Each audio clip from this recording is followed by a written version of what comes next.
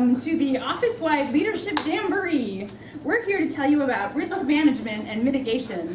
And today, I'd like you to meet our first guest, Risk. So here we have Megan Lux, partner at Urban Works, losing sleep like many of us at night about the risks involved. And she was surfing Facebook one night and clicked on an ad for a University of Phoenix class on risk management. And since taking that course, she is sleeping better, she's a better boss, better mom, an all-around happier person. So go to phoenix.edu today. So, in talking about risk, the first question that we wanted to answer is how risky is the industry that we're all in? And this information I'm going to share with you came from Harvard Business Review, so it's the gospel truth.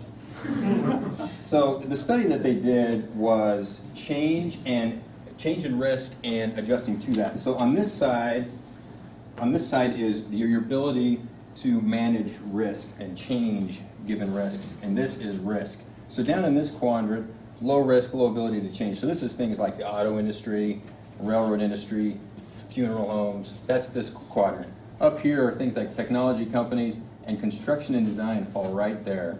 So no sense in worrying about it. We're flat out in a risky business. And in our walk today, we ended up at Children's, and we all kind of latched on to an analogy. You see all the parents there with their children, that they're there protecting their kids just from the experience they're going through. And it made us realize that as project leaders, office leaders, we have a certain obligation to manage the risk for our office and for our teams. We're not taking all the risk away from them, but we're helping to help them understand how to manage, take off their plates what they can, and allow the teams to do what they're exceptionally talented at. So we're trying to plow the way for them to design incredible buildings, solve the challenging problems that inevitably we face in our industry. And so in answering our question, we came up with this model about how to protect ourselves from the elements. So we have the fire below, we have the rain. How do we stay above all of that? And we came up with sort of 6 points within our cloud. The first is to identify, so figure out who the stakeholders are, what their voice is, what it is that they feel is a risk. And then we move into analyzing that risk. So as Rich mentioned, we're in a risky business. We can't get past that reality. But what do we do with that? How do we move forward?